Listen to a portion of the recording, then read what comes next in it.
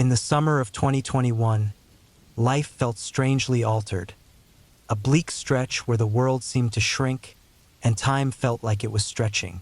Our town felt practically frozen, as if from an ancient story about isolation. Streets were empty, parks abandoned, and even basic human connection felt like something from the past. Although our town wasn't hit too hard by the virus, it still acted like it was. Overnight, jobs vanished, and everyone was mostly told to stay indoors. During those first few months, being confined made me feel like I was losing touch with reality, and walking outside became the only activity left that wasn't strictly forbidden. So I started walking around neighborhoods, through parks, and even through woods just outside town, hoping nature would bring some comfort to the quiet emptiness. The few stores still open became routine stops, and if I didn't need anything, I'd keep walking, just exploring. Pretty soon, my walks turned into hiking, the outdoors becoming my only escape. Weeks passed in a blur, and the trails became my sanctuary. By the end of the month, I'd mapped out different routes, each new path a breath of fresh air against the confinement. There was something peaceful in the rhythm of my footsteps on the forest ground, the gentle crunch of leaves like whispers from a kinder world. As summer continued, I felt a pull to go further, a challenge, a journey. Most of my walks were local, but as I wandered into deeper woods and hillier landscapes, I felt drawn to leave the familiar behind. That's when I decided to attempt my longest hike yet, a 12-mile loop that would take me far into untouched wilderness. I set off early, the sun barely rising over a world still damp with morning mist. The trailhead parking area was empty, its quiet making my nerves tingle with excitement. I'd expected a few other hikers, but seeing the empty lot confirmed I'd be alone out there. Carefully, I packed everything I'd need: water, food, a first aid kit, and a map. Noticing the lack of other cars, a sense of caution crept in. Solo hikes into remote areas called for extra care. It was thrilling at first, but as I thought about it more, nervousness set in. What if I hurt myself or got lost? Still, I pressed on, starting at a steady pace, my footsteps becoming a familiar comfort. After about 3 miles, solitude became an ally, no longer an enemy. Morning turned to noon, and I was relishing every step, growing almost lulled by the forest around me. At some point, I let curiosity pull me further, off trail and into unfamiliar woods. The landscape grew rougher, and the absence of a path only added to the intrigue. Soon, I spotted a peak of rock jutting above the trees, distant but compelling. To reach it, I'd have to venture about 2 miles further off the marked trail, crossing some open, rocky ground dotted with trees. Knowing it wasn't the safest idea, I shrugged off my doubts and continued onward, eager to see the peak up close. As I neared this desolate area, a strange sight caught my eye. A worn pair of shoes lay tossed near a shallow ravine, their laces tangled. Nearby, a couple of folded shirts fluttered slightly in the breeze.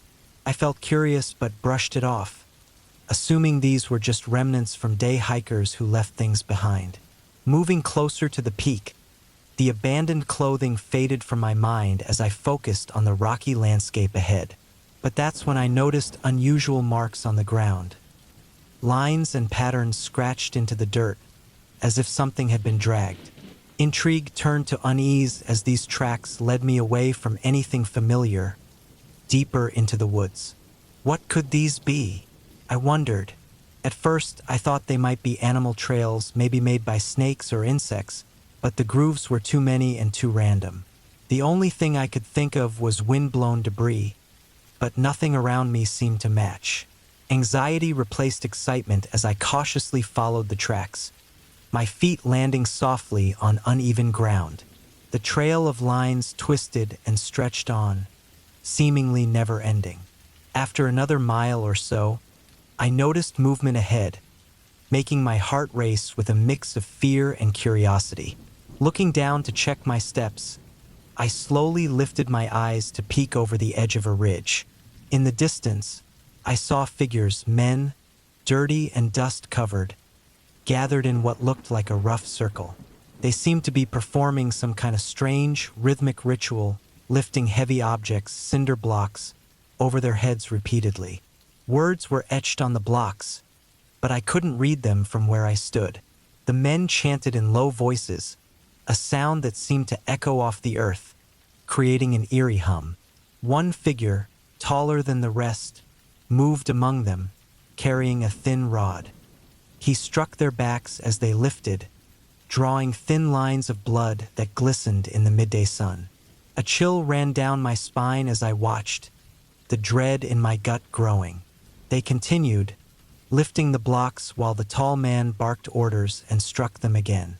They wore only pants, no shoes, no shirts. The discarded clothes I'd seen suddenly made sense, though the whole scene had me shaking. I felt a cold sweat break over my skin, and my instincts screamed at me to run, to put as much distance between myself and this bizarre gathering as possible. Turning away, I stumbled through the undergrowth, trying to make my way back to the trail.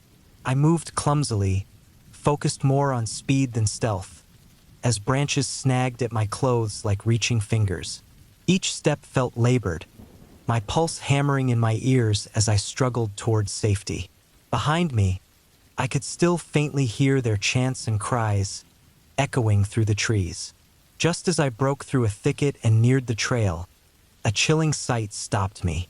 Another group of men had appeared near the ravine, removing their shoes and shirts and arranging them neatly, exactly where the first set of clothes had been. They tied ropes around their waists, each rope tethered to a cinder block. They looked at me, nodding in solemn acknowledgement, their faces set with a grim determination. Without speaking, they began a slow, steady march toward the distant peak, the cinder blocks dragging along behind them, leaving a faint path in the dirt. I watched, rooted in place, until they faded into the distance, their figures growing smaller against the backdrop of the rocky ridge. Silence returned, pressing down around me like a heavy weight, leaving only the memory of their ritual imprinted in my mind. I never returned to that trail again. The forest, once my refuge from the walls of home, had become a place haunted by strange memories and things I couldn't explain. The men's painful ritual remained a mystery I had no desire to solve. From that day on, I stuck to marked trails, my sense of adventure tempered by a new respect and fear of the unknown. Even now, I remember the sounds, their cries, the unsettling chant, and the silence that followed, an echo that refuses to fade. It wasn't isolation that unsettled me most, but the chilling unknown lurking just beyond the familiar path.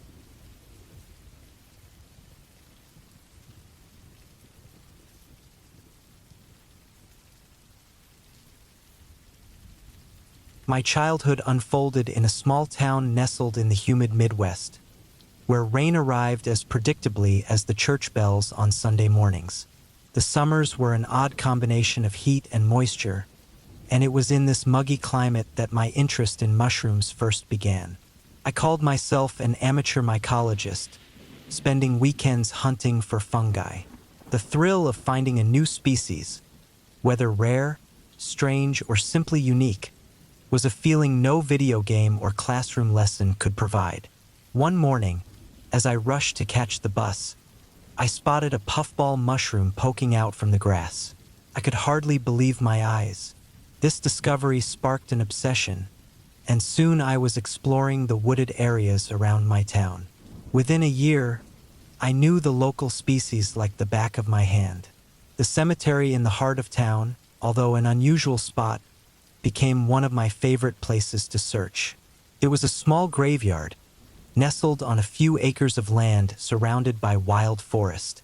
While the cemetery itself was carefully maintained, the woods that bordered it were unkempt, making them the perfect place for mushrooms to grow. I found comfort and excitement among the tombstones, always on the lookout for my next great discovery. The groundskeepers were used to me, and they knew I wasn't a threat, so I was free to wander without restrictions. One summer morning, right after a heavy rainstorm, I set off with a big bag slung over my shoulder, eager for the hunt. The storm had transformed everything into a soggy wonderland, and I knew it would be a fruitful day for mushrooms. The air smelled like damp earth and rotting leaves, a scent I found intoxicating. As I filled my bag with mushrooms, I entered the cemetery and did my usual sweep of the area. But nothing caught my eye at first, so I decided to skip it and return later. I made my way to the farthest edge of the cemetery, but as I approached the fence, I noticed something strange. The normally pristine grounds were littered with trash, beer cans, scraps of paper, and other debris. I was perplexed. This cemetery was sacred ground, usually untouched by the messes of town. Even those who came to drink were quickly sent away. I figured maybe the storm had blown it all in, though the trash seemed out of place. Half of it was inside the cemetery, the other half just beyond the fence. Someone had obviously had a party and left their mess behind. I hopped the fence as usual, the cold metal pressing into my palms. The forest was unusually quiet, broken only by the sound of my boots squelching in the muddy grass. I weaved through the trees, eyes scanning for mushrooms. The morning was bountiful, and each cluster seemed to lead me deeper into the woods. Eventually, I found myself near the edge of a hill where I would usually descend into a meadow. But today, something caught my attention. There was a strange pile of discarded items: clothes, beer cans, and something that looked like plastic baggies. The litter felt wrong, foreign in a place like this. I looked around, uneasy, but my hunger for mushrooms pushed the thought aside. I pressed on. The woods here led to a creek that ran through the outskirts of town. I'd never seen anyone in this area before, and there were no trails or paths, just nature. So, finding beer cans here was unsettling, but I ignored the warning signs and kept going. The meadow lay ahead, wild and inviting, and I soon spotted a patch of large brown boletes. I eagerly began collecting them, my mind focusing solely on the mushrooms. Time passed, and I followed the mushrooms deeper into the meadow, entranced by their presence. It wasn't until I looked up that I realized how far I had wandered. The once familiar area was now unfamiliar, and I found myself standing before a charred fire pit. The stones were blackened with ash, and remnants of past fires scattered the area.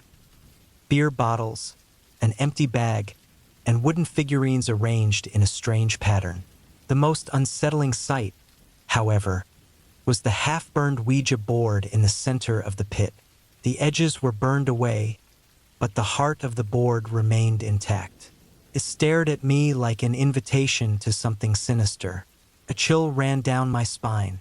Though the mushrooms were still plentiful, the strange scene caused my interest to fade. This didn't feel right. The remnants of the fire and the Ouija board felt like evidence of something dark. My instincts urged me to leave, but I continued on, driven by the allure of the hunt. As I approached the creek, a large patch of mushrooms caught my attention. I needed to collect them before I headed back. When I reached the creek's edge, the sight that met me was both terrifying and bizarre. A man stood in the water washing his face. His clothes were tattered, covered in what looked like dried blood. The water was murky, but the bloodstains were unmistakable. His body was thin, covered in tattoos that snaked around his limbs like dark veins. He continued washing himself, unaware of my presence. He reminded me of a character from an old film, dirty, disheveled, and entirely out of place. I watched him longer than I should have, caught up in the oddity of the moment, before realizing that this wasn't a movie and he wasn't a character. He was real, and if he wanted to hurt me, he could. My heart raced, and I froze, unsure of what to do. Before I could react, he turned his head. His eyes caught the sunlight, and I saw a flash of wild, frantic rage. He seemed as shocked to see me as I was to see him, For a brief moment, I thought maybe everything could return to normal. But before I could think any further, he lunged from the water and began running toward me. Panic surged through me. I dropped my bag of mushrooms, no longer caring about them. I sprinted uphill toward the cemetery, my only sanctuary. The distance felt insurmountable. My lungs burned as I glanced back, seeing the man gaining on me, his eyes wild with fury. His screams echoed through the woods, primal and raw. Why was he screaming? The terror gripped me. I thought I might collapse right then. Still, desperation pushed me forward. When I reached the top of the hill, I dared a glance over my shoulder. He had slowed down. Thankfully, the incline had been too steep for him. I took the opportunity and continued to sprint toward the fence. The chain link was just ahead. With a final burst of energy, I launched myself over it, my hands scraping against the metal. On the other side, I looked back, but the man was gone. The silence that followed was overwhelming, true relief. I didn't stop to catch my breath. I rushed through the cemetery, my eyes scanning for any sign of the man. I was on edge, my mind a chaotic mix of fear and disbelief. I kept a lookout for anyone, maybe a groundskeeper or a passerby, someone I could alert, but no one appeared. Once I crossed the cemetery's far end, I sprinted straight home. Breathless and wide-eyed, I told my parents what had happened. They were pale but practical. They called the police, but their search turned up nothing. The man was never found. Even more strange, the evidence I described, beer bottles, the Ouija board, the clothes, was gone. My sack of mushrooms had vanished too. It was as if everything had been wiped away. The police and my parents gave me long talks, warnings about safety and not going out alone.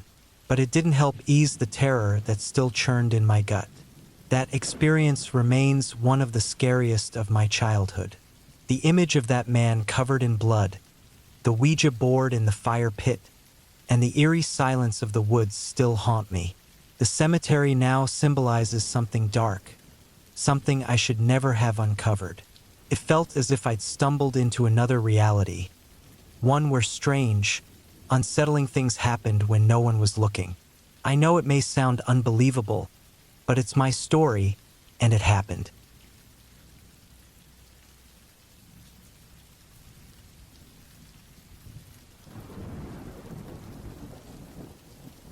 In 2008, I was driving a flatbed truck, having just picked up a load of construction materials in a remote area of Arkansas.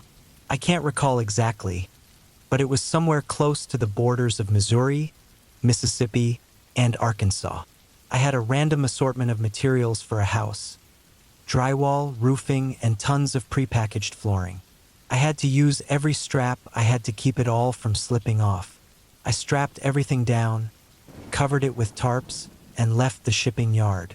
About 10 miles down a narrow, tree-lined 2-lane road, I noticed one of the tarps flapping. I pulled over on a wide shoulder to fix it. I realized I hadn't done a great job tarping, so I decided to redo it right there. I removed all the bungee cords, took off the tarp, and started to roll it up when I noticed a man walking toward me down the road. The guy was rough-looking, with empty hands, messy clothes, and an unfocused gaze. We were in the middle of nowhere, with no houses or campsites nearby, so he seemed out of place. I kept an eye on him while continuing with my work, just to be safe. By the time I was rolling the tarps back onto the load, he was getting close. I grabbed my winch bar, a heavy metal tool about 4 feet long, and set it nearby just in case. When he finally reached me, I noticed his hair first. It looked like a patchy mullet, like he'd tried to cut it himself. His eyes were odd, like something wasn't fully right. His clothes were dirty, his white sneakers missing laces. He looked at me, waiting for me to acknowledge him, and said, "It's a long walk." I nodded, keeping it brief. "Yeah, it is." I made it clear he wouldn't be getting a ride from me, and he just nodded back, moving to continue his walk. But he only got as far as my truck door before stopping. Turning back toward me, and repeating, "It's a long walk." I told him again that I couldn't help and apologized, explaining I wasn't allowed to take passengers. He seemed to accept this and continued walking down the road. I watched him go, keeping an eye on him until he was a good distance away, and then went back to strapping the tarp down.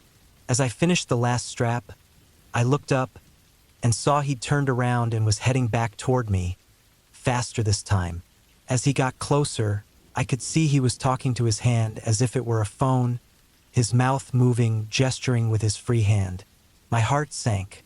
I grabbed the winch bar, hopping down from the trailer to face him. When he got within 10 feet, he startled me, making me jump. He just smiled, lowering his phone hand, and said, "I know, you can't give me a ride." The way he said it threw me. "Excuse me?" I asked, but he didn't reply, he just moved closer. I raised the winch bar defensively, but he didn't even flinch. Instead, he took another step toward me and threw a handful of sand into my eyes. Blinded, I nearly dropped to my knees, feeling him move around me as I tried to clear the dirt from my eyes. I swung the winch bar in his direction, but didn't make contact. Suddenly, it hit me. He was probably trying to get to my truck. I slapped the key fob in my pocket, and the locks clicked into place just in time. "You left the keys in there, didn't you?" he taunted. "Well, guess I'll have to take them from you." My vision was barely returning, still hazy, as he lunged for my pocket.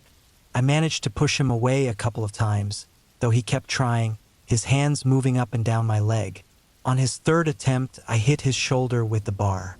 He stumbled back with a grunt, and I quickly backed up to the trailer, struggling to see and think. Just then, I felt the trailer shift as he climbed onto it, trying to get behind me. I barely sensed his arm going around my neck in time to shake him off and make a dash for the cab. I jumped in, slamming the door and locking it. Looking out the window, I saw him just a few feet away, ranting into his hand again, his face twisted with anger. With my heart racing, I started the truck, put it in gear, and pulled out, not even looking for traffic. As I passed him, he just stared at me with that dead-eyed expression, his hands still held to his face. The look he gave me sent a chill down my spine.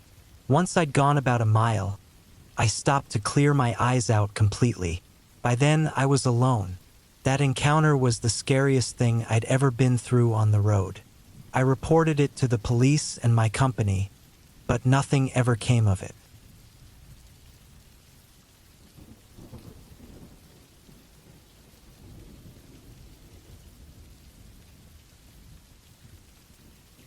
After finishing my active duty, I had to drive back to a small town in Kansas, far from anywhere.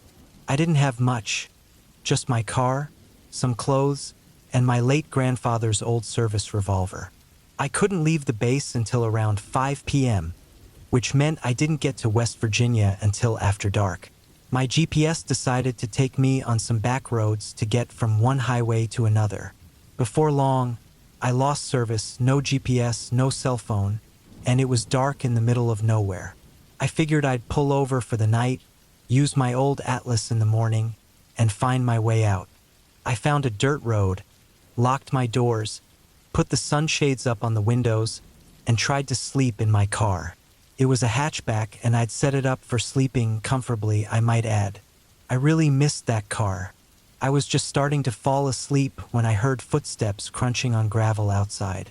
I was deep in the wilderness, nowhere near any towns.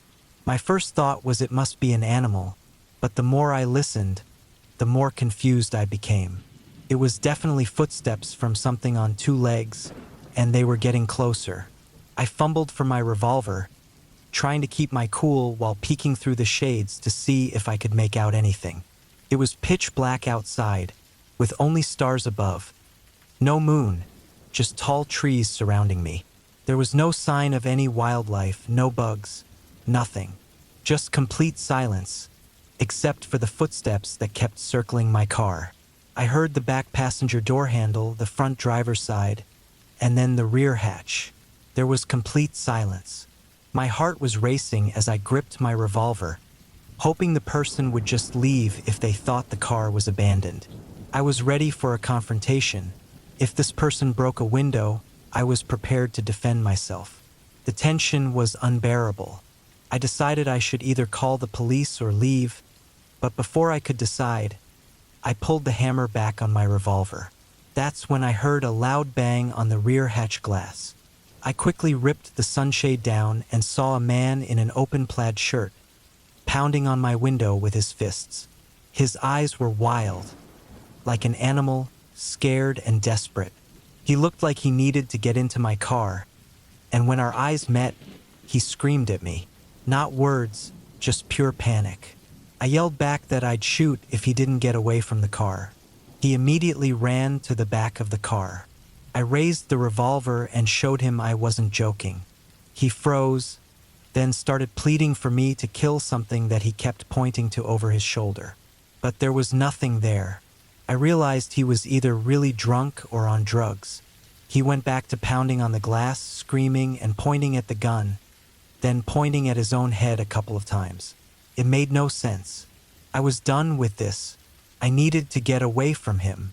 I started the car and was about to leave when suddenly, my window exploded into pieces. The guy grabbed onto me, trying to pull me out of my car. It was surreal. I was terrified, awkwardly trying to clear the shattered glass and scrambling to get out. But then he was on top of me, stomping on my hands and hitting me in the head. I couldn't believe what was happening. Out of nowhere, a man in his 40s or 50s rushed from the woods and started fighting off the crazed guy. The two of them tussled a bit, and I managed to find my revolver under the car. The second guy chased off the first one and then stood over me, hands raised, asking me not to shoot. I could hardly process it, but when I asked what he was doing out here, he said he was staying at a nearby cabin, heard the screaming, and came to help. I thanked him and got out of there as fast as I could, eventually finding a Walmart a few towns over and sleeping under a street lamp.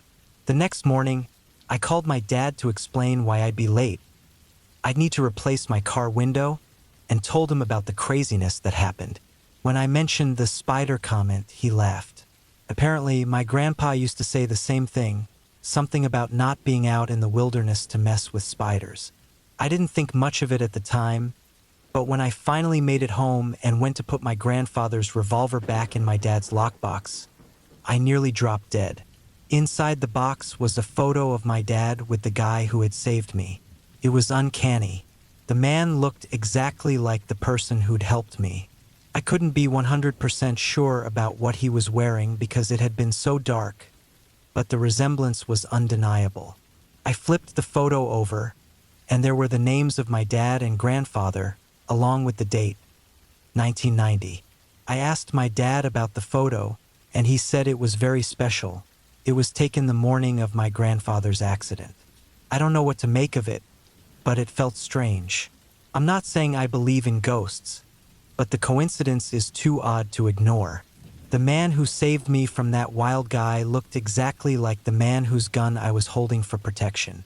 I don't know if it was my grandfather's spirit that showed up to save me, or just a regular guy on vacation. Either way, I'll never forget it.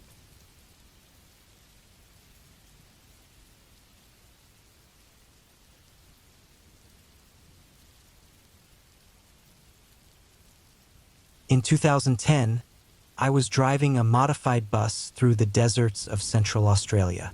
I was over 500 kilometers away from the nearest town, deep in the outback.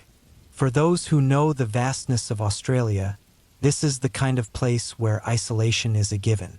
Most of the country is uninhabited, and only about 20% of the population lives inland, with the rest along the coast. If you drive through the outback, you'll mainly encounter other travelers, but there aren't many towns. I was on a 5-day trip to pick up a group of Aboriginal women for their health checkups, including mammograms and other necessary procedures. These women lived in remote communities where healthcare was extremely limited. There were doctors, but they were very basic, unable to offer specialized treatments. The nearest place where they could get proper care was a small town in South Australia called Mayvi. It's an opal mining hub with a few stores where the women could buy things like clothes, food, and even a nice cup of coffee, things they didn't have access to in their villages. Even though Mayvai was a bit run down, it was one of the few places that could provide for their basic needs. After they finished shopping, we left late in the evening for the 3-hour drive back to our resting place for the night, a basic traveler's hostel. The next day, I would take the women back to their desert communities. The entire trip was vital for these women, as without someone to transport them, they wouldn't have access to the health care and services they desperately needed. As we made our way back, the women all fell asleep, exhausted from their long day. Even the nurse who was with us nodded off. The ride was long, and the place where we stayed was nothing special. A budget hostel with sparse rooms, but it had a gas station and a place to check the bus. It was a safe refuge in the vast wilderness of the outback. It was around 9 p.m. when I found myself alone in the driver's seat of the bus, guiding us along the empty road. I kept my eyes wide open, keeping an ear on my favorite music that played through the speakers to stay alert. Up ahead, I saw a single headlight coming toward me, which isn't unusual in this part of the world. Sometimes cars only have one headlight working. So, I dimmed my lights to get a better look, figuring that's what I was seeing. As I dipped into a dry creek bed, I expected the car to come closer, but as I came out of the dip and turned the lights back on, there was nothing there. The road was completely empty. No dust, no car, just endless desert stretching out. My heart raced as I realized whatever I had seen wasn't real. I couldn't explain it, but it made no sense. What I thought was a car was just an illusion. I kept driving with the lights on until we reached the hostel, not seeing any other vehicles the rest of the way. I didn't want to disturb the women, as I was unsure if I was just imagining things. What could I have told them? It wouldn't have made sense to them or anyone. So I kept the experience to myself. As we drove through another dip in the road, I thought I saw something again. A glowing light just a short distance away, heading straight for the bus. Came so fast I braced for it to collide with my door. The glow was so close I could almost feel the heat through the glass. And then, just like before, it vanished, fading into nothingness. I arrived at the hostel and asked the passengers if they had seen any strange lights, but they all shook their heads, confused. I briefly explained what I thought I saw, and immediately, the mood shifted. They all exchanged glances, then hurried off the bus, clearly shaken and eager to get away from the vehicle. I didn't press them further and just started checking the bus. A few minutes later, 2 of the women came back to me, asking me to describe the lights again in detail. I told them everything, the time, what I saw, how I felt, and how far away I thought the light had been. With every detail I gave, their faces grew more tense, more worried. I could tell something was seriously wrong. Now, I've seen a lot in my time. I've lived in different countries, worked as a police officer, a teacher, a trucker, a bus driver, so I'm pretty skeptical. But there was something about the way these women reacted that made me listen. They told me I was lucky I hadn't stopped. If I had, no one would have seen us again. I asked them what they meant, and they just shook their heads, warning me not to talk about it. The women were visibly scared, which made me even more uneasy. They said it was a very old entity that had existed in the desert for countless generations, maybe even since the beginning of time. I didn't bring it up again, but when I returned to the city, I mentioned it to a few friends and co-workers. They laughed and said it was likely the Menman lights, a well-known phenomenon in the outback. But the women from the desert were adamant. Whatever I had seen, it was not something anyone should encounter late at night in the wilderness. And after seeing their reactions, I believed them. It was only the one time I saw it, and it was brief, but I'll never forget the sensation of that light coming so close. If the people who have lived in the most remote parts of Australia for tens of thousands of years are afraid, then I have no interest in finding out what that thing really was.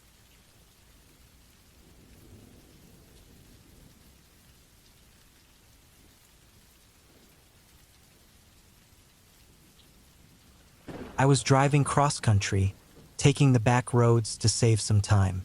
It was late, probably close to midnight, and I hadn't seen a car for over an hour.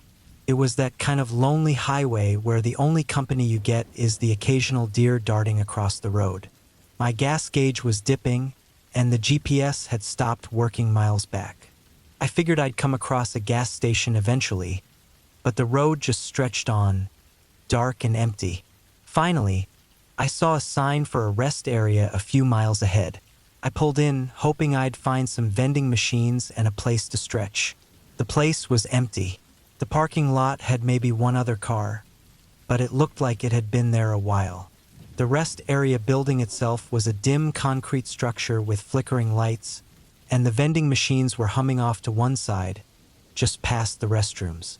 I grabbed a snack and some water and decided to step outside for some air. The silence hit me hard. I hadn't realized how loud my engine had been until it was gone. The night was completely still, not a single sound, not even crickets. The sky was cloudy, hiding any stars, and there was a thick, almost heavy feeling in the air. Standing there in the dark, I started to feel a weird prickle at the back of my neck. Maybe it was the silence, or maybe just the total isolation. But something about it made me uneasy, like I was being watched. I brushed it off, chalking it up to nerves from the long drive. I'd probably just had too much caffeine and not enough sleep. But then, as I walked back to my car, I noticed something off. My car door was slightly ajar. I knew I'd closed it, habit. I always checked twice, even when I was exhausted. I tried to laugh it off, telling myself I must have been distracted and didn't shut it properly. I took a step forward to push it closed and noticed a few muddy footprints around the car. The mud was fresh, almost wet, as if whoever made them had just been there. I felt my heart start to pound. In my gut, I knew something wasn't right. I checked my phone, but I still didn't have any signal. The thought of turning back into that rest area building made me feel worse. So I got in the car, locked the doors, and started the engine. I glanced in my rearview mirror, feeling a strange urge to check the back seat. Empty. I took a breath, trying to settle my nerves, and pulled out of the rest area.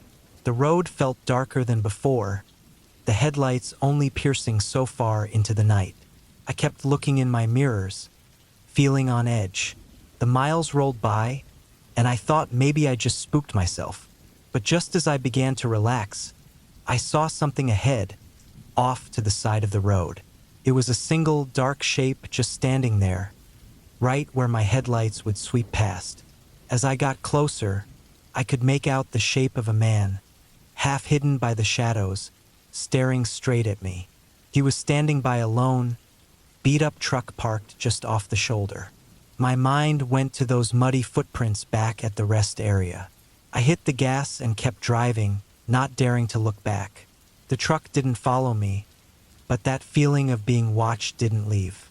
I drove straight through the night, only stopping when I reached a gas station hours later, where I could finally take a deep breath. I never found out who that was or what he wanted, but from then on, I stayed off the back roads.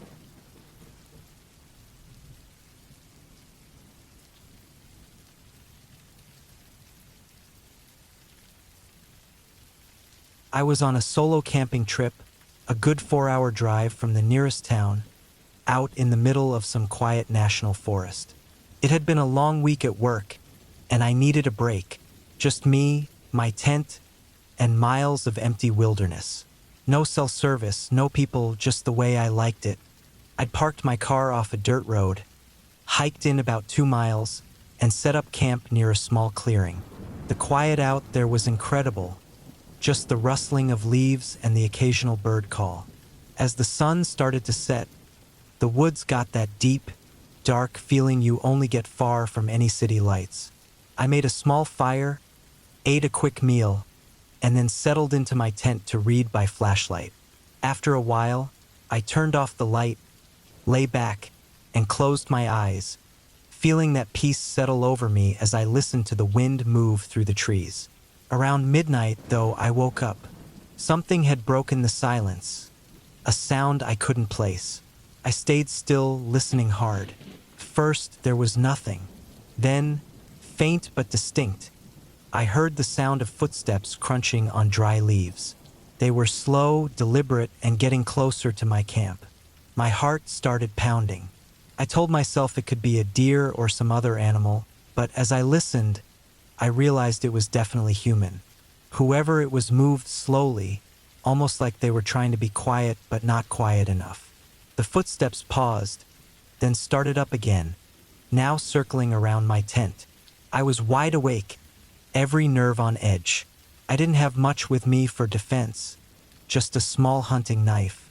My car was 2 miles away, too far to make a run for it without getting caught. I lay there, frozen, as the footsteps moved around my tent, stopping occasionally. Whoever it was just stayed there, standing right outside. At one point, I could hear their breathing, low and steady. My flashlight was within reach, but I didn't dare turn it on. I thought if I just stayed quiet, maybe they'd go away. After what felt like an eternity, the footsteps finally started to move off, fading into the woods. I stayed completely still, barely breathing, until I couldn't hear anything at all. I kept telling myself to stay calm, to wait it out until morning, but every sound outside had me on edge, my mind racing with every worst-case scenario. Somehow I dozed off, but just before dawn, I woke up again. The first light was just starting to creep through the trees, and I felt a bit more grounded. I slowly unzipped my tent and looked around. The forest was empty, as still as when I'd arrived. But when I got up and walked a few steps from my tent, my stomach dropped. In the dirt and dry leaves around my campsite were footprints. Clear, deep impressions from someone wearing boots, circling my tent several times. I packed up my gear in record time, barely stopping to eat or drink. The whole way back to my car, I felt like I was being watched, like that person was still out there, somewhere, just out of sight. When I finally got to my car, I jumped in, locked the doors, and drove out of there without looking back. I didn't stop until I hit the main road, and even then, I couldn't shake that feeling, like I'd narrowly escaped something. I've camped alone plenty of times, but since that night, I stick to campsites with other people around. I still don't know who was out there or what they wanted, but I don't care to find out.